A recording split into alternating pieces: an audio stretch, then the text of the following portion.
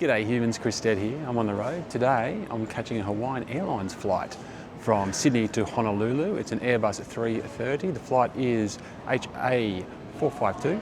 And yeah, I'm going to give you a full review of everything this airline has to offer, this flight has to offer, and also a bit of a tour of the plane itself, including the extra comfort seat, which I am going to be sitting in today. So let's dive in and see what it's all about.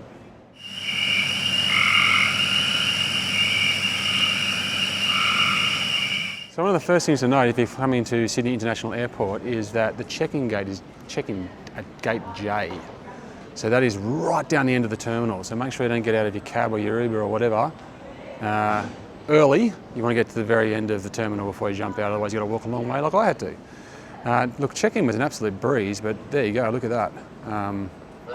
There's no one here, so it's obviously a really empty flight. A bit of a surprise when it's school holidays, but anyway. So I just walked straight up and got straight on. I did try to do an online check-in, but that did not work. I don't know why. There was quite a process actually. They had to scan my passport on the computer and answer all these questions I don't normally have to answer. And then at the end it just said go to the counter. So I couldn't check in as it was anyway.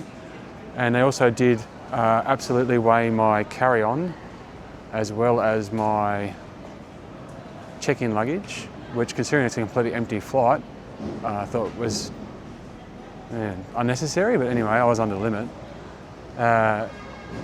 And yeah, I had to prove as well that I had some documentation that I was allowed to the USA. So I don't think that's specific to Hawaiian Airlines. I think that's just the USA is a difficult country to get into at the best of times. But anyway, yeah, that was the check-in process, and now we're going to go through the gate and get on the plane and get going.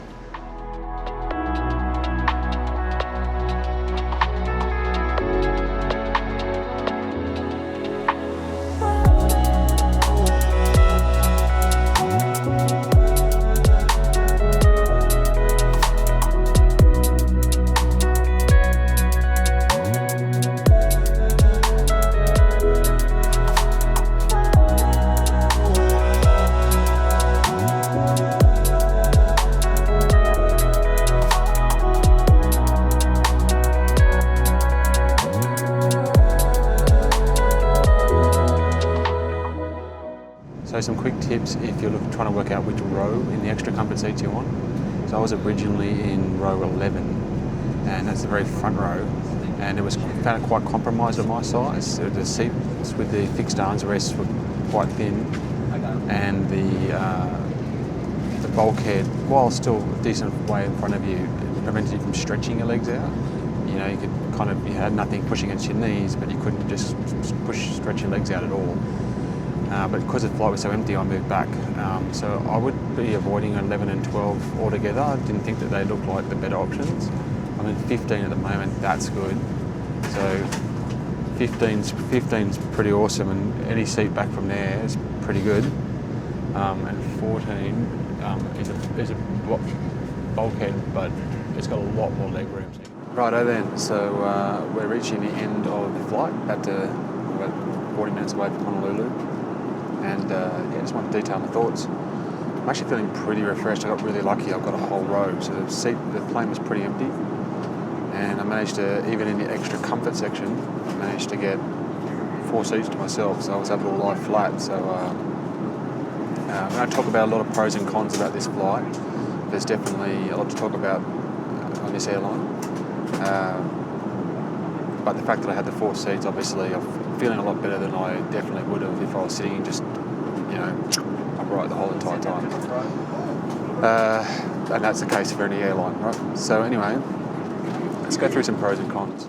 I think that it's important to start with an overall feeling, and that is that the plane definitely feels old. There's some parts of it are really modern. I'll go into the internet in a second. But overall, the seats are kind of oldish, worn, the entertainment unit, the way that the seat controls all work, the quality of the food and everything, it's all kind of a little bit out of date. So that's my overall impressions. And then there's some things that are really good that kind of pick up the slack a little bit. And some other things which, if you're gotten used to kind of those really modern experiences that you can get on planes nowadays, you might really start to frustrate you. So anyway, let's jump in. Some pros and cons. So on the positive side, check-in was really good outside of the fiddly stuff that the USA makes you do. But we left on time and we had our food really quickly too. So I think I had food and wine in front of me within, could have been even half an hour, which considering that it was an overnight flight, it was handy to get that out of the way really quickly. The staff have been excellent. Like, all the staff I've dealt with are really friendly. Particularly the bloke that has been serving me has been just excellent. In the extra, you get the blankets and pillows, which is really nice, and in the extra comfort seats you also get the toiletries bag, which is really packed. There's lots of stuff in it. It's one of the best toiletry bags I've ever seen on an airplane, actually. Now, with the extra comfort seats, there's great legroom. In particular, the seats back from the bulkheads. I'll go into that a little bit more in a sec. More than enough room for me, and I can stretch my legs out onto the chair in front of me as well, so, very, very good in that regard. I don't find the seats awfully wide, but then I'm a wide dude. And I did go back and sit in just a standard economy seat, and I did fit.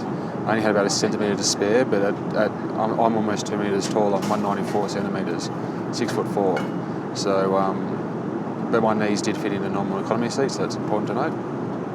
The headrests can be moulded and lifted. The ride was very smooth. In fact, I don't think the seatbelt sign came on once. The toilets are okay. They're on the sides, so the roof is compromised. It curves up, and for a tall bloke, that can kind of impact your space somewhat. But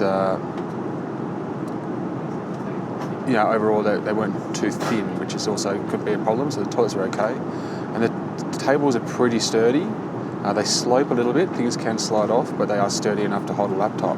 But the biggest positive is the internet. It's absolutely epic. So it's completely free. You don't pay any extra for it.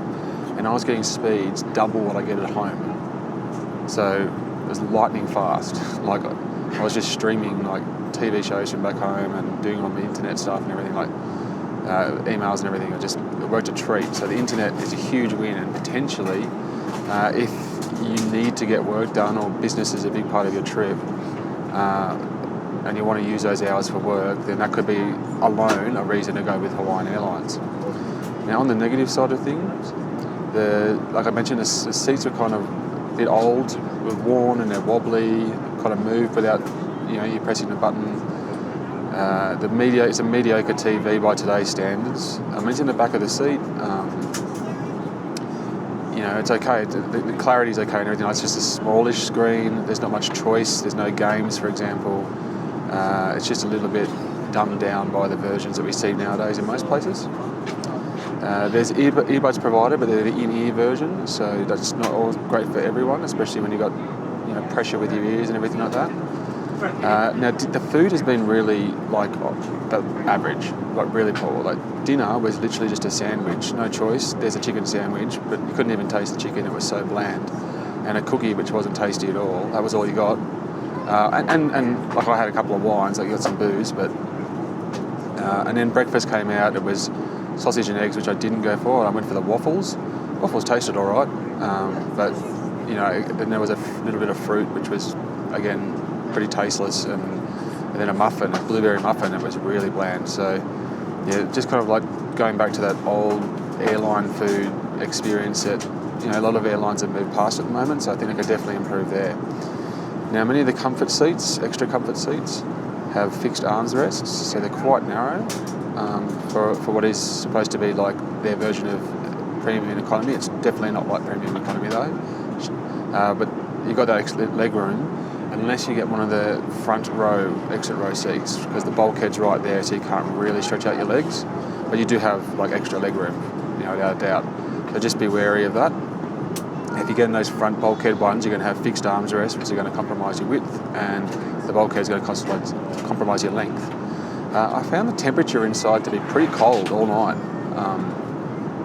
I've got a jumper on, the jeans on, and I had a blanket over me, and I was still quite cold. So the temperature wasn't right. There was also a fair bit of ambient light overnight, so it was a little bit hard to kind of... if you didn't have an eye mask and everything that was really well fitted, there was quite a bit of ambient light that just didn't help sleeping. And for me, the headrest is a little too low. So see what I mean? You can see here, it's like kind of, that's right up, but it's still like at my shoulder level. So when you recline the seat, it's a bit better, but right there, like I can't even fold that in because it goes into my shoulder. Again, I'm a big dude, right? So that's going to be compromising for me more than most people. So anyway, that's my general thoughts about the airline. You know, it obviously comes into price, plays a part and everything like that. It's a direct flight from Sydney to Honolulu, so that's obviously really good. Like I said, the internet was fantastic, the staff have been fantastic, and the capacity was so low, I got a whole row to myself, so I've actually had a really great flight. But I can't ignore kind of those gremlins all throughout, which just, you know, speak to me of an airline which is a little bit behind the times in terms of the seat quality, the entertainment unit quality, definitely the food quality. So those are just things to note. As for the extra comfort seat, yeah, look, it's a huge difference having that space. Like I just feel so much, I've got so much room. But again, the width really isn't that much extra. You've still got 242 with the seats, the same as everyone behind you, so I don't think you get too much in the way of width. It's just that extra length. So it's not like stepping up to a classic premium economy, if that makes sense. But like I said, I did fit in the economy, so that's always a win, because so if someone my size can actually fit without their knees jamming up against the seat in front, that's a sign that in general it's not too bad, and if you're a shorter person, you're not going to have any problems at all. I do have to mention as well, they just forced, I don't know, about 10 ads twice on us. Like full volume, can't turn it off, can't not hear it, just had to watch it and then had to watch it again. Like full speaker system in the plane, very, very frustrating. So I've just got off the Hawaiian Airlines flight back from Honolulu to Sydney, and there's a couple of things, it's exactly the same plane, exactly the same flight, so the plane just goes back, right? Except it takes about an hour and 20 minutes longer or something because of the headwind. There's a couple of things that happened I just thought it was important to bring up in this review. I mean, all the same kind of positives and negatives were there, but two other things happened that I thought was worth noting. Because the first time when I flew over to Honolulu, I slept most of the way. And on this flight, given that it was a day flight, I didn't sleep at all. So I was awake the entire time. And so I got hungry, because it's a 10-hour and 40-minute flight. So what I didn't realise the first time around was that you can't ask for a snack. Well, you can, but you have to pay for it. Yeah, so they brought out like a very basic meal. It was all right, it was basic, but it wasn't big. And then shut up shop, and they brought out like a couple of really basic snacks. Like they brought out one snack, I think 3 hours later, and then there was nothing until the morning, and then they gave us another chicken sandwich, is what we had on the way there. It's a long time to be on a plane, and then if you go up and ask for food, they say, well, you got to pay for it. And it was like $5 for a packet of M&Ms. I think that was the cheapest thing, $5 US. So not so great. You could still get drinks, so you could ask for wine or a beer or a soft drink or whatever, that was fine. They come down the aisle constantly with water, but yeah, nothing to eat. I got really hungry. So that's not so good. And also when we were at check-in, they had like a self-check-in thing and a bag drop, and they had like go to the counter and speak to someone. And there was only 2 people really doing that, and they were serving first class and anyone else who wanted to speak to someone. So first class just got prioritised. And I got in the queue and I stood there for about 15, 20 minutes. And there was a couple in front of me that had a brand new baby, like really young baby. And after about 15, 20 minutes, because I just wanted to have a chat to them just to check my seat, because being a tour guy, I just always like to speak to someone, just make sure I'm sitting in the right spot for someone my size. And in the end, I just went, I'm not going to wait. That queue hadn't moved, and I left. And when I got on the plane, that couple was sitting right in front of me, and the guy turned around and said to me, geez, you did the right thing and left. I said, oh, why is that? And he goes, we stood there for 2 hours holding a baby before before anyone checked us in. So it was an experience that happened to me, but it happened to someone else on that flight, and that's just not good enough. Not with a baby. Like, So those are two things that happened I thought were important to include in the review. Anyway, there you go. That's a full review of the Airbus A330 Hawaiian Airlines flight from Sydney to Honolulu. We're on flight 452. I hope that's been of help to you. Make sure you keep an eye on the channel. There'll be plenty of content going up around Hawaii in the very near future. And otherwise, thanks for watching. Next time, we're getting back on the road. Yeah.